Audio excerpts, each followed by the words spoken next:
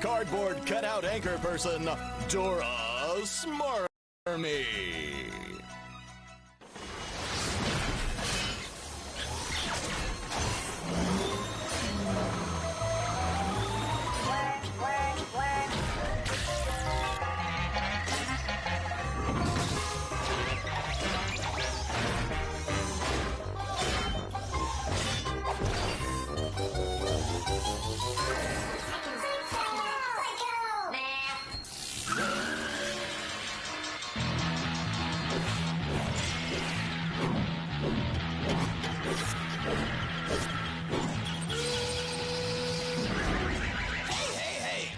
Professor Rocket.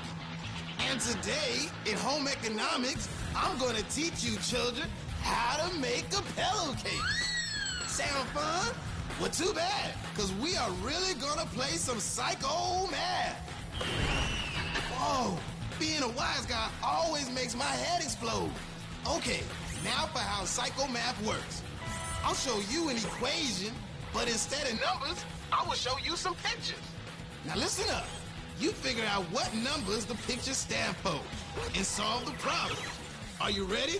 Then let's do some psycho math. Okay, let's start with the number of tusks on an elephant. Then add it to the number of donuts in a baker's dozen. Here's a clue. It's not the regular dozen. Then divide it by the number of ice cream scoops in a triple scoop sundae. Professor Rocket has a sweet tooth. In fact, he has 32 sweet teeth in all. Okay, now, you got the answer? You take the 2 elephant tusks, add it to the 13 donuts in a baker's dozen, divide it by the 3 scoops of ice cream in a triple scoop sundae, equals 5. 5. That's the correct answer, and it ain't no jive. Now, get ready for the next one. The number of legs on a spider. Are you scared of spiders? I'm not. Divided by the number of bases on a baseball diamond. Then, add the number of the date that Halloween falls on. How you doing? All right? Now, what does it equal? We got a creepy spider with 8 legs divided by 4 bases on a baseball diamond, plus the number 31 that Halloween falls on. And the answer is 33. 33. That digit's so cool it scares me. Okay, here is the final one. King Henry's number, the one with the 6 wives. Subtract the number of cells in an amoeba, minus the number of points of a star on the American flag. You got the answer? Let's go. King Henry was Henry the 8th, minus the 1-cell animal, the amoeba, minus the 5 points on the American flag star, equals 2. 2. If you got it right, Professor Rocket sends props out to you. That's all I got today, so don't ask for no more. If you got all the psycho math right, you get a perfect score. Professor Rocket out.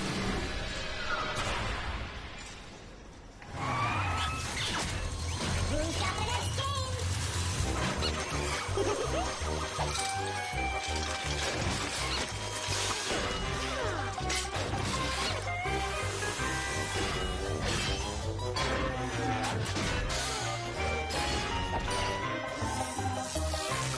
Ten, 9, 8, 7, 6, 5, 4, 3, 2, 1.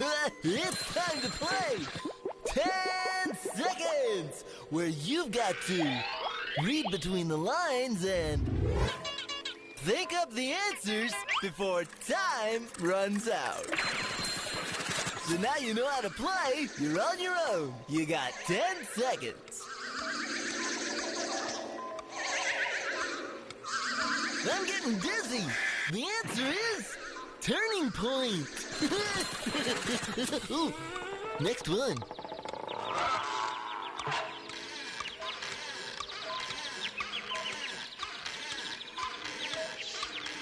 The answer is out on a limb. What's next?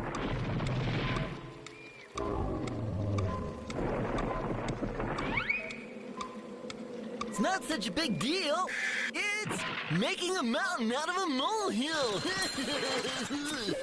You got 10 more seconds to get the next one.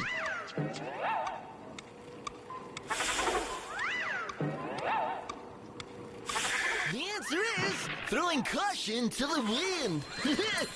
What's next?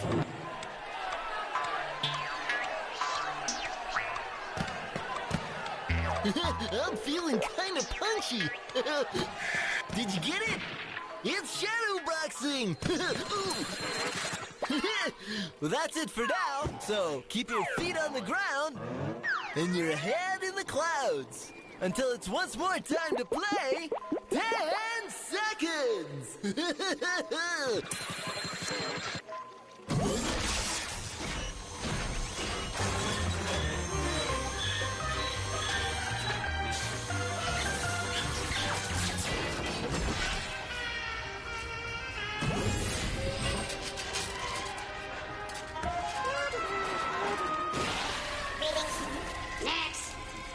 We're serving both welding for you today. Whoa! What? You okay there? Hey, what? Look at that!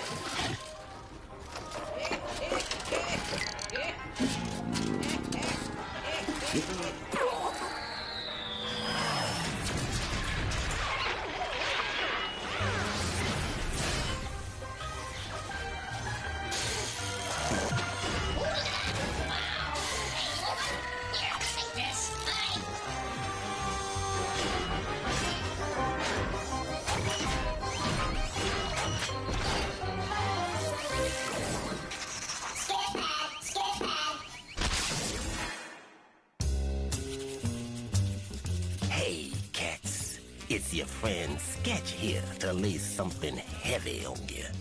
Just 'cause you got eyes doesn't mean you always see.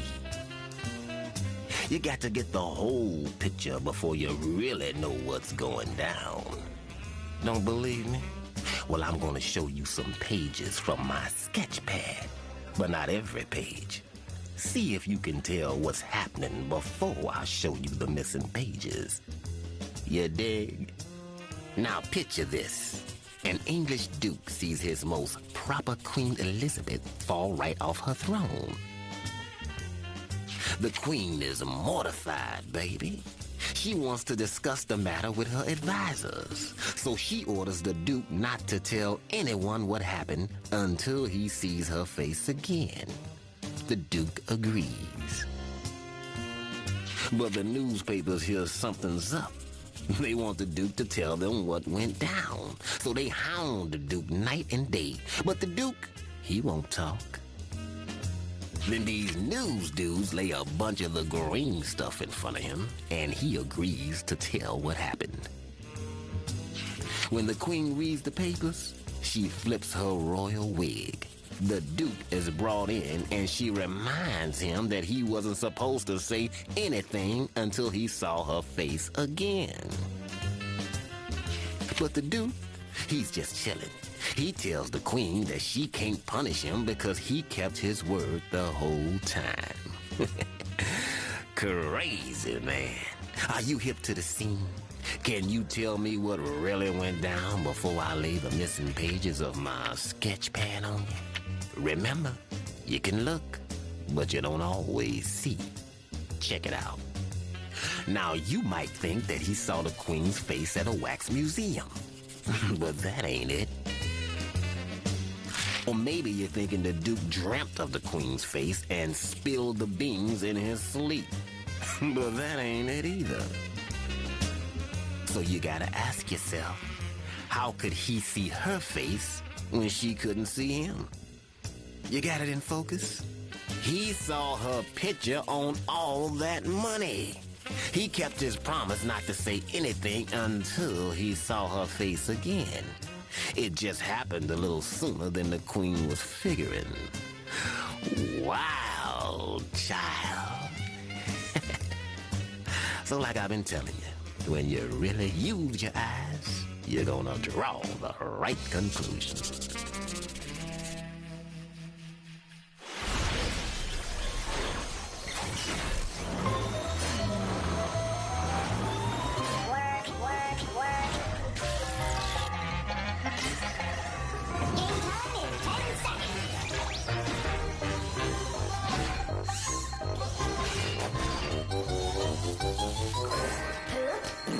Or scoop.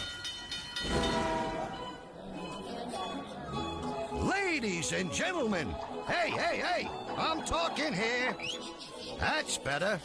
All right, it's time once again to play Poop or Scoop.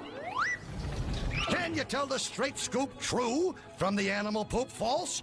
Test your knowledge of the animal kingdom by separating fact from fiction. Let's start with this shocker. Poop or Scoop.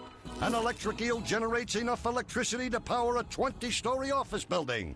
What's it gonna be? Do electric eels really pack that kind of punch? If you think they do, let me hear you say Scoop. If not, say Poop. And the answer is poop. An electric eel is like a swimming battery, but not an entire power station. It's capable of releasing a charge of up to 500 volts. And while that won't keep an elevator moving, it's still enough to kill a good-sized fish. Talk about your assault and battery. Next one. Poop or Scoop. Giant pandas eat more than 30 pounds of bamboo a day. If you think I'm just trying to bamboozle you, vote Poop. But if you think I'm barking up the right tree, vote Scoop. And the answer is, my friends, it's the straight scoop.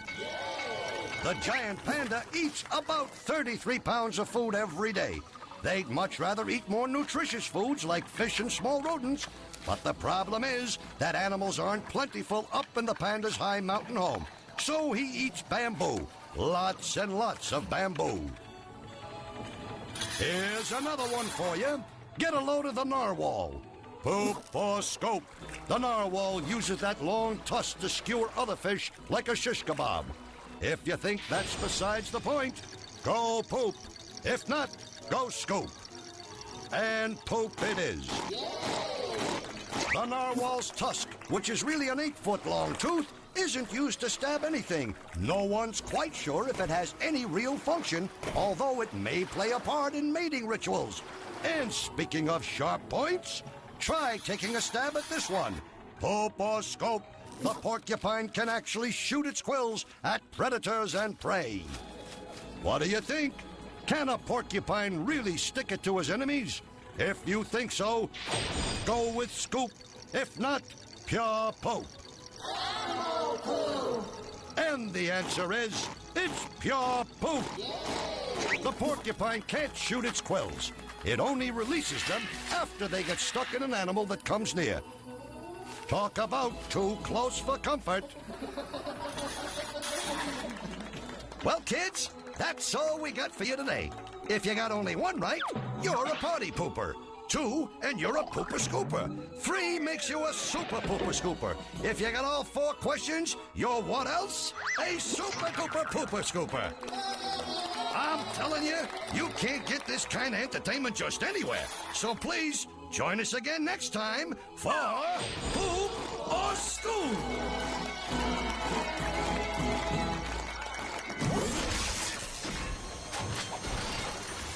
Watch your backs. Coming through, coming through.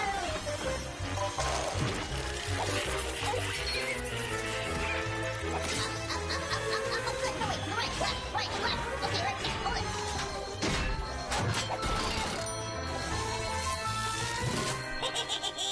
Haunted house party.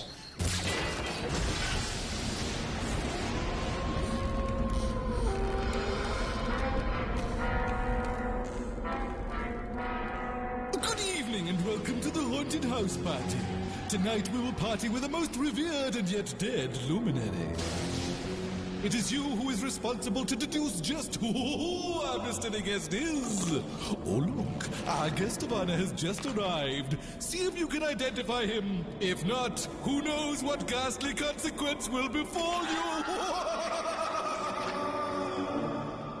Good evening, my French friend. Excuse me, but I am English. Yes, I just love the French. In fact, I purchased the Louisiana Territory from them. But I am not. And I represented America as ambassador to the French court. Hopefully this nickel will help me get a decent table. A whole nickel? No need to thank me. I have quite a lot of them. There were no photo IDs when I was alive, so it's my only means of identification. Of course, there is the $2 bill.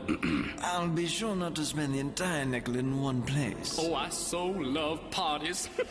In fact, I founded one, the Democratic Party, although at the time we called it the Republican Party. And I've taken the liberty of seating you with the other two-term presidents. Hold on now. You're not French. You're British, aren't you? Quite. Well, my dear sir, I just happened to be the one who shaped the Declaration of Independence, so we didn't have to do anything the British told us to do. I certainly didn't mean to. And you certainly won't. That is because I am... Just one bygone moment. Who might this expired guest be?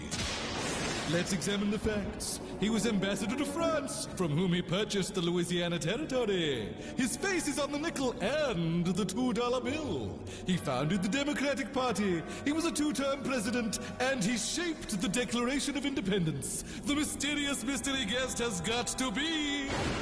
Oui, mon ami, I am Thomas Jefferson, and I was your third president. Impressive! We just got that one in under the... deadline! When you're ready for more deceased fun, tune in again, at which time you're all invited to the Haunted House Party.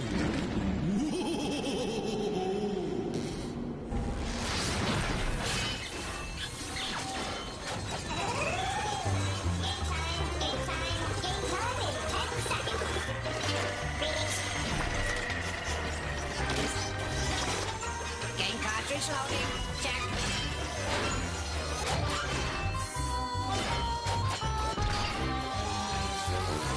Next game up, Riddle Snake.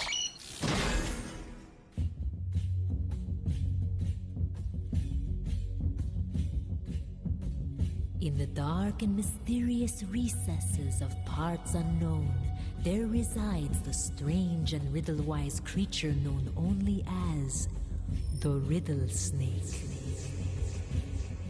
His music is enchanting, and his riddles are perplexing.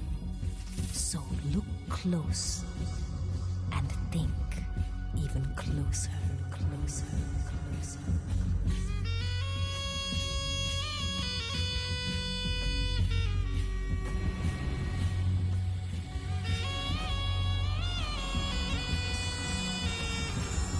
The riddle is, why did the golfer wear 2 pairs of pants? Why did the golfer wear 2 pairs of pants?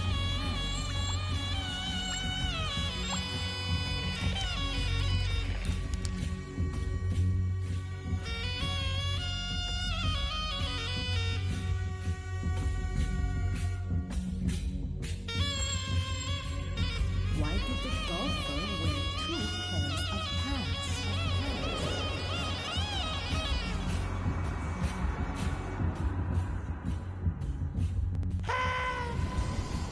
And the answer is because he had a hole in one. The Riddle Snake also suggests if you get a stain on your pants, you wash it immediately with cold water. Not a riddle, but excellent advice. So long.